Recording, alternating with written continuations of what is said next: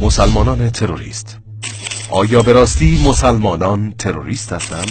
برای رسیدن به پاسخ این سوال کافی است بدانیم در تاریخ جهان چه کسانی بیشترین تعداد انسان‌های بیگناه را کشتند. ژوزف استالین، مشهور به عموجو، او حدود 20 میلیون نفر را قتل عام کرد که فقط طی سالهای 1932 تا 1933 حدود 7 میلیون نفر در اثر قحطی اجباری ماندند.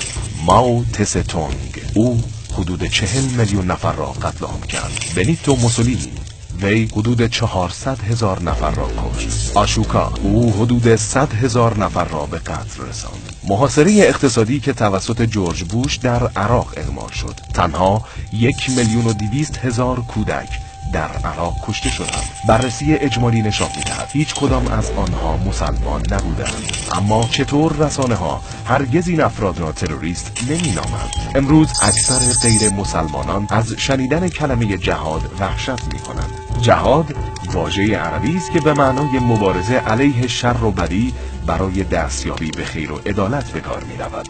جهاد به معنی کشتن انسان‌های بیگناه نیست. تفاوت در این است که ما در جهاد مقابل شر نیستیم، نه در کنار آن. آیا حقیقتاً مسئله مشکل ساز اسلام است؟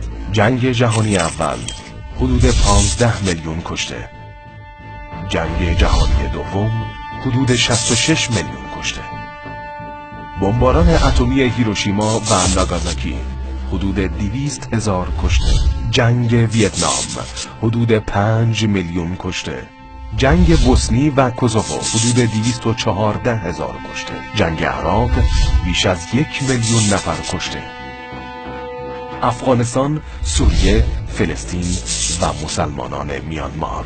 در کامبوج بین سالهای 1975 الی 1979 حدود 3 میلیون کشته. هیچ یک از سلاح‌های کشتار جمعی و یورشی توسط مسلمانان اختراع نشده و هیچ یک از گروه‌های نظامی که به اصطلاح تروریست‌های مسلمان نامیده می‌شوند توسط سازمان‌های اسلامی تأسیس نشدند. طالبان نیز درست مانند داعش غده سرطانی است که توسط غرب ایجاد شد. حال میتوان گفت مسلمانان تروریست نیستند و تروریست ها مسلمان نیستند.